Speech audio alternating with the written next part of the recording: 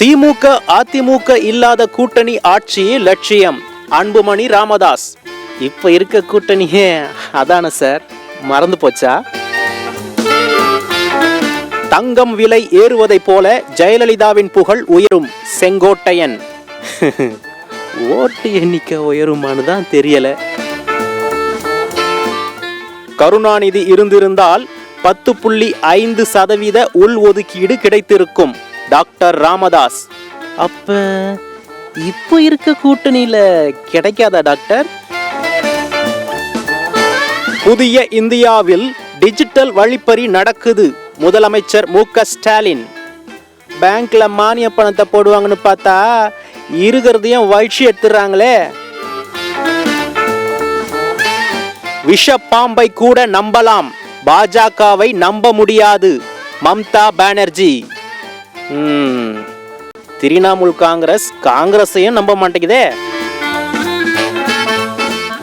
எடப்பாடி பழனிசாமி பிரதமர் ஆவதற்கு கூட வாய்ப்பு இருக்குது. திருப்பரங்குன்றம் எம்எல்ஏ ராஜன் செல்லப்பா. அதாவது மதுரையில வெயில் 106 டிகிரின்னு சொன்னாங்க. அப்பவே எனக்கு டவுட் வந்துச்சு, இந்த மாதிரி ஏதாவது நடக்கும்னு. அருணாச்சல பிரதேசத்தில் சீனர்கள் சீன மொழியில் பெயர் சூட்டப்பட்டிருப்பதை ஆக்கிரமிப்புன்னு தவறாக சொல்றாங்க நடிகை குஷ்பு. அடடா, இவ்வளவு பெரிய உண்மை நமக்கு தெரியாம போச்சே. நோட்டாவை விட பாஜக குறைவாகத்தான் ஓட்டு வாங்குவாங்க. சிபிஐ முத்தரசன்.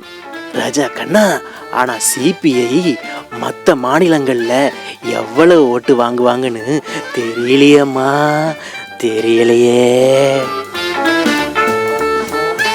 குப்பையை கூட ஒழுங்கா அள்ளி போட தெரியாத திராவிட கட்சிகளுக்கு குட் பை சொல்லுங்க Tamilisai Soundararajan. Madam, good bye யாருக்கு சொல்ல போறாங்கன்னு ஜூன் 4ஆம் தேதி வரை பொறுத்திருந்து பார்க்கலாம்.